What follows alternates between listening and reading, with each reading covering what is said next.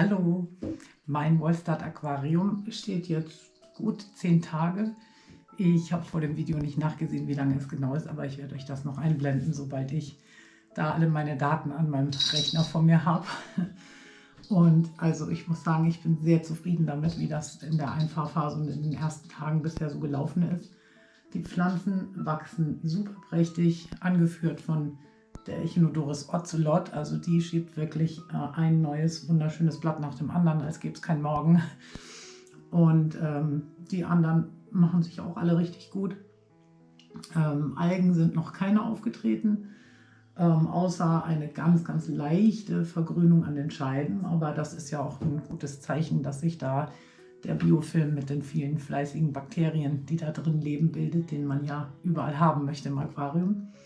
Von daher greife ich da jetzt auch nicht weiter ein, außer dass ich gelegentlich mal die Frontscheibe von innen putze, weil ich einfach gerne ungetrübt in meine Aquarien reinschaue. Aber die anderen Scheiben lasse ich definitiv in Ruhe. Ja, meine eingesetzten Schnecken und Garnelen, die sind alle putzmunter. Also das ist ja immer der wichtigste Indikator, mal abgesehen von Tests, um beurteilen zu können, ob da alles so läuft, wie es soll im Aquarium. Ich habe jetzt auch schon ganz ordentlich gefüttert. Und gestern Abend habe ich nochmal alle Wasserwerte gemessen, die ich so messen kann. Und dabei ist rausgekommen, der Leitwert ist bei 358. Das ist also der komplett normale Durchschnitt für meine Aquarien. 24 Grad Wassertemperatur, pH-Wert 8. Das ist auch normal für meine Aquarien. Von daher macht mir das auch keine Sorgen, wenn es um den Besatz geht. Die Carbonathärte ist interessanterweise bei 13. Das ist so 2 Punkte höher, als sie sonst in meinem Becken ist. Das kann ich mir nicht so richtig erklären, woher das kommt. Weil diese Steine sind also schon ewig in einem anderen Aquarium gewesen. Die geben meiner Meinung nach keine Salz- oder Mineralstoffe ab. Der Bodengrund ist ja auch recycelt gewesen. Der kann es also auch nicht sein. Ich kann mir das eigentlich nur so erklären, dass vielleicht die Erde so ein paar Mineralstoffdepots doch nach und nach an die Wassersäule abgibt, das, was dann eben die Carbonathärte ganz leicht erhöht hat. Aber ich halte Schnecken, Neocaridina, Zwerggarnelen und Guppies, also eine leicht erhöhte Wasserhärte, das finden die alle super gut. Da mache ich mir keine Sorgen. So, ja, dann habe ich noch gemessen Nitrit, Nitrat, Ammoniak, Ammonium, Eisen, das ist alles bei 0. Das ist ja bei den, sage ich mal, bedenklichen Werten wie Nitrit und Ammoniak ist das ja sehr erfreulich, dass das alles also konstant und durchgehend bei 0 geblieben ist. Aber so ein bisschen Nitrat und Eisen hätte ich ja schon gern im Wasser. Das sind ja immerhin wichtige Dünger für die Pflanzen. Und ja, deswegen ist es jetzt meiner Meinung nach auch Zeit, hier Guppies einzusetzen, damit die Futtermenge noch mal ein bisschen erhöht wird und da eben dann entsprechend mehr Stickstoff durch die Fische und die Fischfütterung ins Aquarium eingebracht wird. Ja, und da habe ich jetzt schon mit angefangen. Ich habe aus meinen Weibchen-WGs mal wieder ein paar junge Männchen rausgefangen, die sich jetzt also eindeutig als Männchen haben zu erkennen geben und da dringend raus müssen. Und werde jetzt gleich aus meiner Hochzucht-Guppi-Männer-WG auch noch ein paar rausfangen. Und der Plan ist, ach, jetzt kommt die Sonne raus, wie schön, das wollte ich euch auch zeigen, aber dann war der Vormittag bewölkt und deswegen habe ich mich wieder für meine schwarze Anklemm-Rückwand entschieden. Naja, so kann es kommen. Genau, der ursprüngliche Plan war, dass ich hier Guppi-Weibchen einsetze und dann wäre ich in der Einfahrphase so vorgegangen, dass ich da jetzt mal 3 reingesetzt hätte und dann übermorgen nochmal 3, bis die dann eben auf der Population sind, wo ich sie haben möchte. Das werde ich jetzt aber nicht machen. Ich habe mich dafür entschieden, dass das hier ein Guppi-Männchen-Aquarium wird. Und da gehe ich ein bisschen anders vor, weil Guppi-Männchen nicht so friedlich und kooperativ und partnerschaftlich den ganzen Tag ihren Hobbys nachgehen wie die Weibchen, sondern sich gegenseitig doch sehr stressen. Also die sind den ganzen Tag hintereinander her, imponieren sich gegenseitig, tragen so kleine Schaukämpfe aus, wollen immer rausfinden, wer der Schönste und der Schnellste und der Tollste und der Beste ist. Und das funktioniert im stressfreien Rahmen, sage ich mal, für den einzelnen Fisch am besten bei größeren Mengen. Also 10 würde ich als Minimum ansehen und so ab 15 ist so eine Guppy-Männchen-WG dann so richtig unproblematisch, was eben Stress und Mobbing angeht, weil der einzelne Fisch dann eben die Chance hat, sich zurückzuziehen, weil der gerade seit einer Stunde hinter ihm her gewesen ist, sich dann einfach einen anderen Fisch sucht. Und von daher werde ich jetzt hier mehr Fische auf einmal einsetzen. Aber um das ganze System eben in der Einfachphase nicht zu überlasten, nehme ich die ganz jungen Männchen, also die noch so unter 2 cm groß sind, sich gerade erst als Männchen zu erkennen gegeben haben, anfangen sich auszufärben. Und ja, einfach damit hier nicht gleich groß ausgewachsene Fische in der Anzahl von 15 Stück zum Beispiel einziehen, sondern eben welche, die also von der Belastung des Aquariums her eine untergeordnete Rolle spielen, weil sie einfach noch so klein sind. Ja, das werde ich jetzt gleich mal machen. Und dann zeige ich euch noch, wer hier sonst so wann eingezogen ist in den letzten 10 Tagen. Ach so, ja, das wollte ich noch dazu sagen. Frau Wohlstadt empfiehlt das sogar in der Einfachphase eines Wohlstadt-Aquariums, Guppies sofort einzusetzen. Also sie macht das so, sie setzt das Becken auf und dann einen Tag später kommen da bei ihr schon die Guppies rein. Da habe ich mich jetzt dagegen entschieden, weil ich nicht so viel Erfahrung damit habe, das zum ersten Mal mache, so ein Wohlstadt-Becken, und ich wollte mir eben die Zeit nehmen und erstmal das Aquarium beobachten, die Werte beobachten, die ersten Tiere, Schnecken und Garnelen beobachten, die da einziehen, um ganz sicher zu gehen, dass das auch wirklich alles in Ordnung ist und problemlos und dass eben das Wasser auch in einem fischgerechten Zustand dann ist letztendlich, wenn ich das mache. Ja, und da meine Tiere sowieso alle sehr gut untergebracht sind in anderen Aquarien, habe ich da jetzt auch keine Eile. Es ist nicht so, dass die in einem kleinen, kargen Quarantänebecken vor sich hin drauf warten, dass sie endlich ein schönes Zuhause bekommen. Von daher, ja, werden wir jetzt mal schauen, wer hier alles einzieht.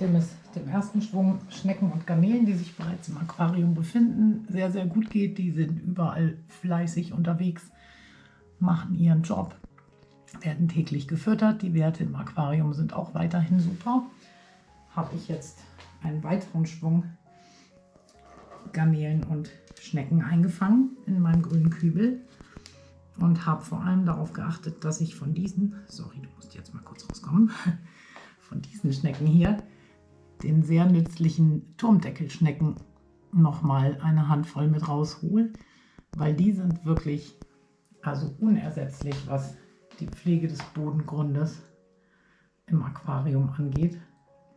Gerade auf Sandboden, die sind den ganzen Tag damit beschäftigt, den anfallenden Mulm in den Sandboden einzuarbeiten. So, und die zweite Flure darf jetzt einziehen. Oh, ich hoffe, das klappt mit dem Wasserstand. So.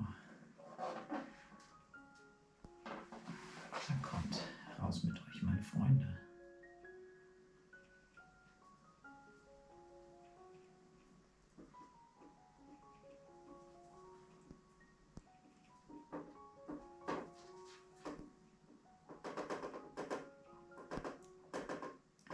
Mit der Futtermenge bleibe ich jetzt erstmal gleich. Also ich packe hier jeden Morgen ein bisschen von meiner Futtermischung, die also normalerweise die Fische bekommen, rein. Und im Moment wird das natürlich noch von den Schnecken und Garnelen fleißig verarbeitet, alles Futter, was reinfällt.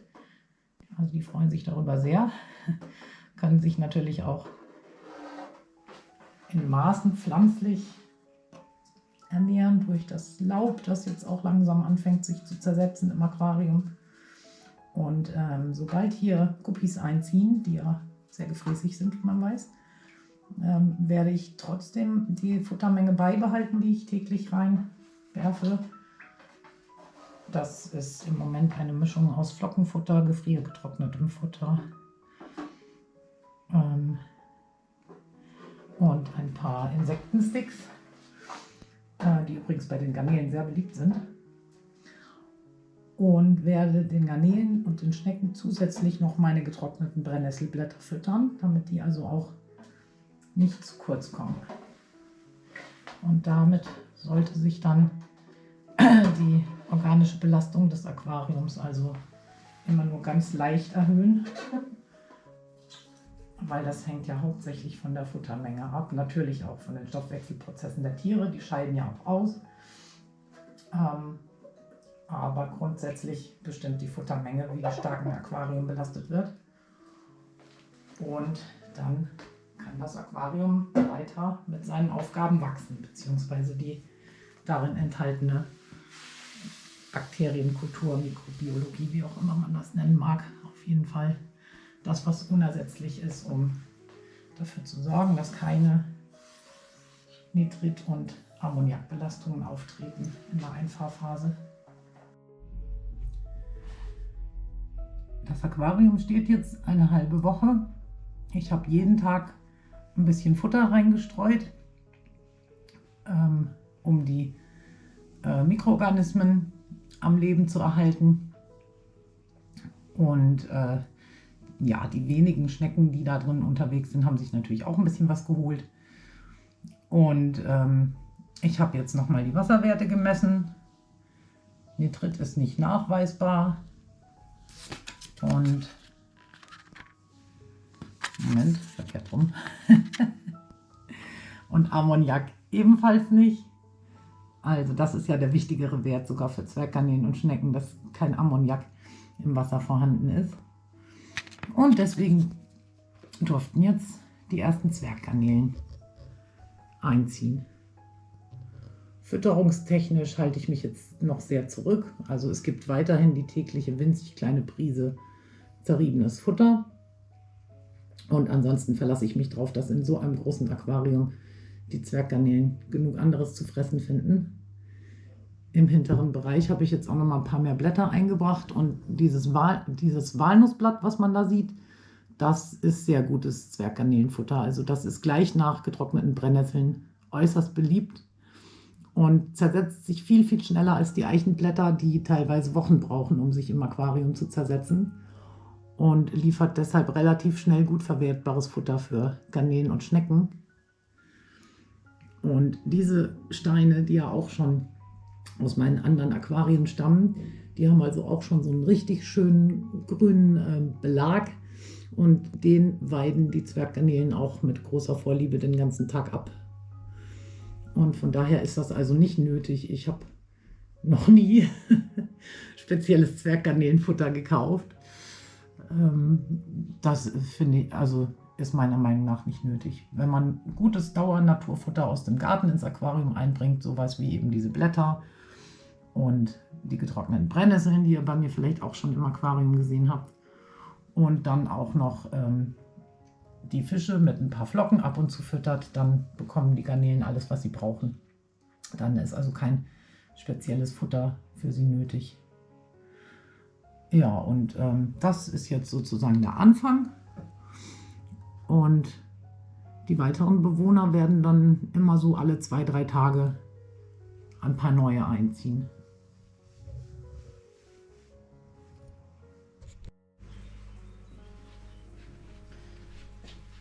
So, in diesem 60-Liter-Becken tummeln sich meine aktuellen Guppi-Hochzuchtmännchen und auch ein paar Blackbar-Entler-Männchen. Die haben jetzt Hunger, weil ich sie vor der Einfangaktion noch nicht gefüttert habe. Deswegen sind die alle gerade so verrückt. Ja, und ich habe aus den Weibchen-WGs, kann man das sehen, habe ich hier schon junge Männchen rausgefangen, habe die gerade mal durchgezählt. Da sind mir tatsächlich wieder 12 Stück ins Netz gegangen. Von daher brauche ich jetzt aus diesem Becken erst einmal gar nicht so viele weitere Fische. Aber also man sieht das ja, ne? Das ist ein 126 Liter Becken, wo die rein sollen. Also das ist wirklich völlig vernachlässigbar. So 12 kleine, letztendlich noch fast Baby-Guppimännchen. Also setze ich jetzt hier noch ein paar dazu, die ich hier rausfange. Und dann können die direkt drüben einziehen. Schauen wir doch mal, wer von euch möchte in ein größeres Aquarium ziehen.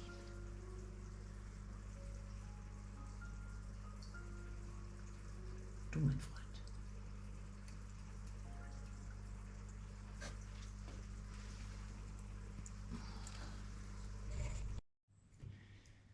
So, da sind sie, die Süßen. Ganz aufgeregt jetzt natürlich.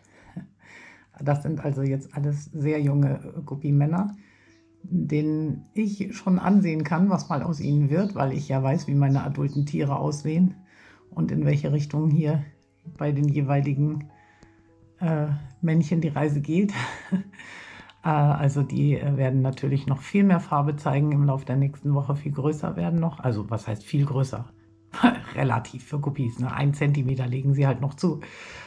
Ja, und es sind natürlich ein paar mehr geworden als geplant. Ich wollte 15 einsetzen, jetzt habe ich 18 eingefangen. Gut, hilft nichts. Ich finde halt alle meine Guppis so wunderschön, dass es sehr, sehr schwer ist, sich zu entscheiden.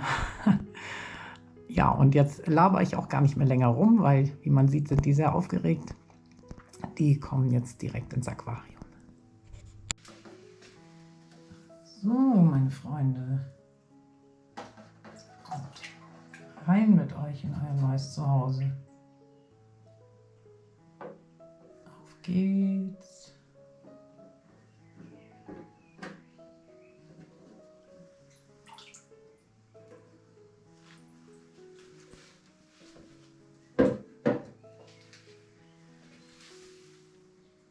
So, und direkt zur Eingewöhnung gibt es jetzt gleich auch noch eine ordentliche Portion Futter. Weil ich das immer so mache. Nicht sagt einem Guppi besser, du bist jetzt hier sicher und kannst dich zu Hause fühlen, als eine schöne Portion Essen. Darauf stehen die alle. Das macht natürlich Sinn, wenn Fische jetzt zum Beispiel auf einen langen Transportweg in Beuteln gehen, dass man die da hungern lässt, damit sie das Wasser im Beutel nicht verschmutzen. Aber warum manche Leute ihre Fische hungern lassen, wenn sie in ein neues Aquarium setzen, das verstehe ich nicht so ganz. Also, wenn die sowieso schon gestresst sind, also zumindest bei Guppis, ne? Ich kann jetzt nicht für alle Fische sprechen, aber bei Guppis ist das so, eine ordentliche Portion Futter baut Stress direkt ab und dann hat man gleich vergessen, dass irgendwas gewesen ist.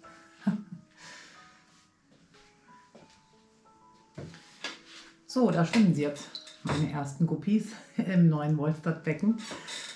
Ich wollte noch mal grundsätzlich ein bisschen was zur Einfahrphase sagen. Also das ist natürlich ganz klar, dass das hier keine klassische Einfahrphase ist, wie das immer empfohlen wird. Allgemein, also speziell Anfängern, die ihr erstes Becken aufsetzen, dass man da wochenlang wartet. Also 3 bis 6 Wochen kann das durchaus dauern, bis man den berühmten Nitritpeak erreicht hat. Und wenn der dann vorbei ist, dann dürfen da Tiere rein. Also das macht auf jeden Fall bei einem ganz frisch aufgesetzten Becken total Sinn. Da sollte man sich auf jeden Fall dran halten. Und die Einfahrphase also abzukürzen oder sogar ganz auszulassen, wie Frau Wolstadt das macht, das kann man dann, sage ich mal, ab dem 2. Becken schon probieren, wenn man ein bisschen Erfahrung gesammelt hat. Wobei ich würde ja für verkürzen als für ganz weglassen plädieren. Und ich habe in diesem Becken, mal abgesehen davon, dass es ein Wolstadt-Becken ist, das ja sowieso schon durch die eingebrachte Gartenerde in der Einfahrphase, also von bereits vorhandenen Bakterienkulturen profitiert, habe ich ja auch noch viele andere Dinge unternommen, damit das Ganze hier eben schnell mit Tieren besetzt werden kann. Also das war unter anderem, dass ich Pflanzen und Steine und Filter aus meinem bereits seit Jahren gut laufenden Becken übernommen habe und direkt hier drüben reingesetzt. Der Bodengrund stammt ebenfalls aus einem Aquarium, das also 9 Jahre lang gut gelaufen ist. Und so kann man also davon ausgehen, dass da schon ein guter Anfangsbestand von den nitrifizierenden und ammoniakabbauenden Bakterien, die man eben braucht, damit die Tiere sicher sind im Aquarium, direkt mit eingezogen ist. Und diesen Anfangsbestand habe ich auch vom ersten Tag an gefüttert, also mit meiner üblichen Futtermischung, die die Fische sowieso bekommen. Morgens immer eine Prise und dann sind eben, wie ihr gesehen habt, Schnecken eingezogen, Garnelen eingezogen, immer mal so, wie ich sie gerade eingefangen habe. Und dann habe ich vor 3 Tagen die Futtermenge nochmal erhöht, um das Aquarium praktisch dann auf den Einzug der Guppies vorzubereiten, indem ich abends noch eine weitere Bodentablette reingegeben habe. Das wird ja auch immer sehr gut angenommen von Schnecken und Garnelen und schnell verarbeitet. Und ja, von daher ist mir das, also wenn ich das so betrieben habe, bei allen meinen Becken noch nie passiert, dass ich diesen berühmten, gefürchteten, erwarteten Nitritpeak überhaupt bekommen habe. Also ich teste das ja regelmäßig und der tritt dann einfach nicht ein. Das mit dem Nitritpeak, das ist mir tatsächlich ein einziges Mal passiert in den letzten 9 Jahren. Und das war, da habe ich ein Becken also komplett leer gemacht, um das neu aufzusetzen. Und hatte damals meinen berühmten grünen Kübel, der immer noch nicht weg ist, aber hoffentlich bald wegkommt. Den hatte ich damals schon so gut eingefahren laufen. Da waren schon sehr lange Garnelen und Schnecken drin gewesen, auch ein Filter, der also eingelaufen war. Und da habe ich dann aber auf einmal alle Tiere aus diesem Becken, das ich also eingerissen und neu gemacht habe, reingesetzt. Und anstatt die auf alle meine Becken zu verteilen, weil ich habe da natürlich nur praktisch gedacht. Ich dachte, wenn ich die dann alle wieder zurücksetzen möchte in das neu aufgesetzte Becken, dann habe ich die hier alle in einem Aquarium und muss die nicht mühsam aus 5, 6 Becken zusammensuchen wieder. Und also das war tatsächlich ein Fehler, weil das waren dann zu viele Tiere auf einmal und die Fütterungsmenge ist dann natürlich auch entsprechend von einem Tag auf den anderen zu schnell hochgegangen. Und da habe ich dann ein paar Tage später Nitrit gemessen.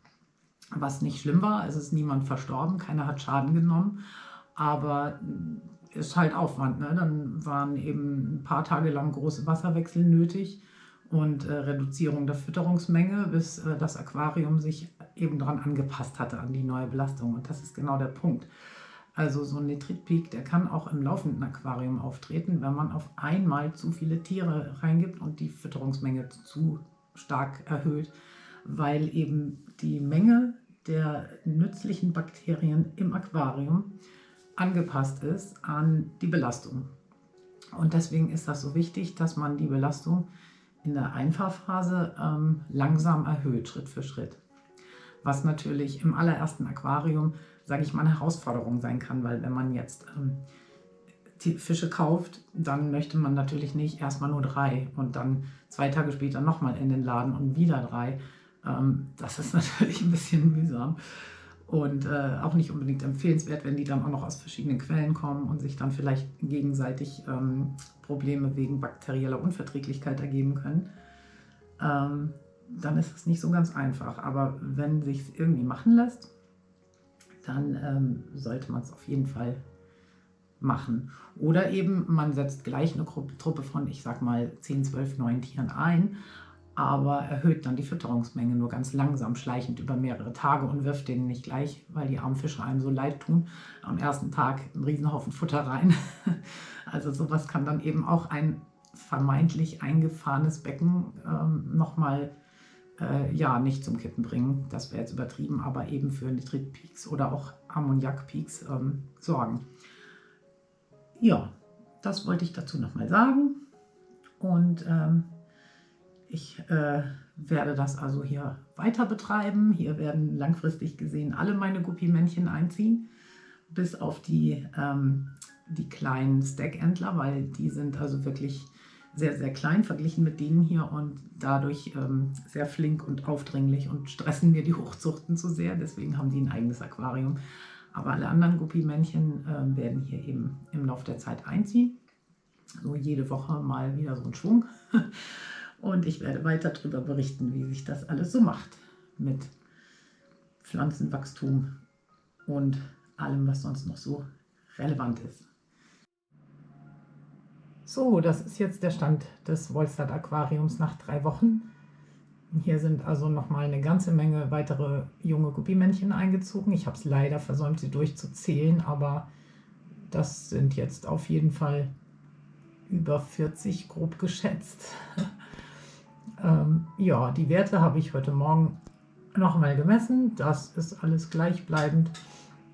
Nitrit und Nitrat immer noch nicht nachweisbar. Der pH-Wert ist immer noch bei 8. Der Leitwert hat sich gar nicht verändert. Und die Carbonathärte ist um einen Punkt zurückgegangen auf 12. Und ja, das Wichtiger als die Werte ist ja das Wohlergehen der Bewohner, und die Guppies und Garnelen und Schnecken sind alle putzmunter und fröhlich unterwegs. Von daher gehe ich mal davon aus, dass hier mit der Beckenbiologie alles im Gleichgewicht weiterhin ist. Ja, und wie man sehen kann, wenn man das mal vergleicht mit meinem Einrichtungsvideo vor 3 Wochen, hat sich hier ein ganz schönes Wachstum mittlerweile gezeigt.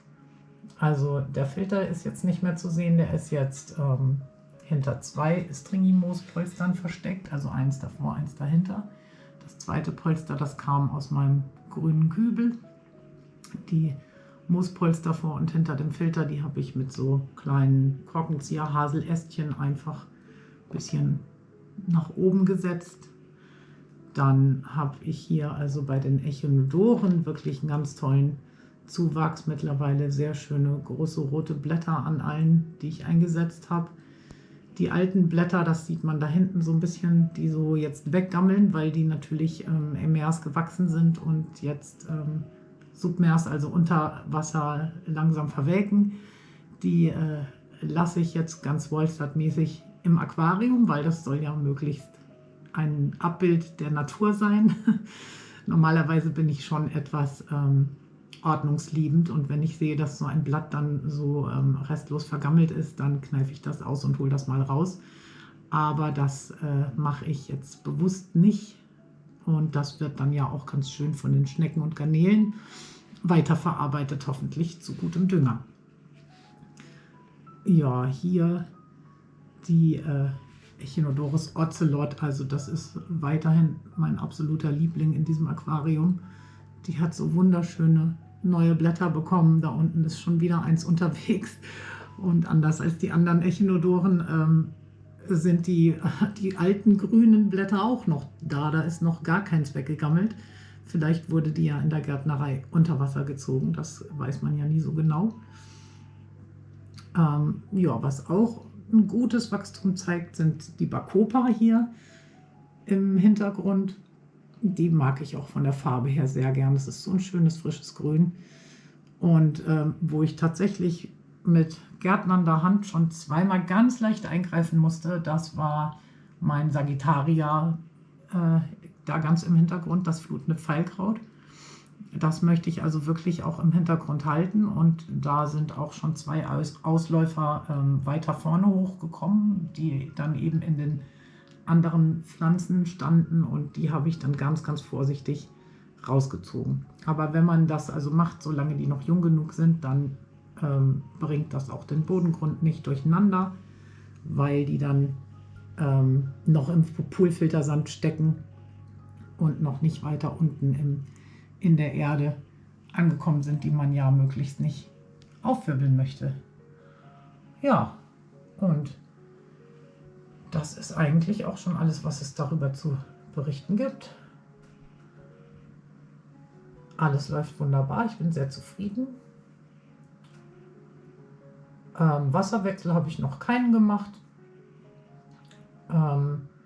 Den Filter, da habe ich einmal den Filterkopf gereinigt, weil ich den also so verschmutzt und eingelaufen wieder war, vom einen Aquarium ins andere transferiert habe, und an das Filtermaterial bin ich jetzt nicht rangegangen, aber der Kopf, der hat mal eine Reinigung gebraucht. Ja, und ansonsten habe ich hier nicht eingegriffen, sondern alles schön laufen lassen. Und das Scheint also erstaunlich gut zu funktionieren. Ja, und das war mein kleines Wollstadt-Update. Ich wünsche euch was. Bis zum nächsten Mal.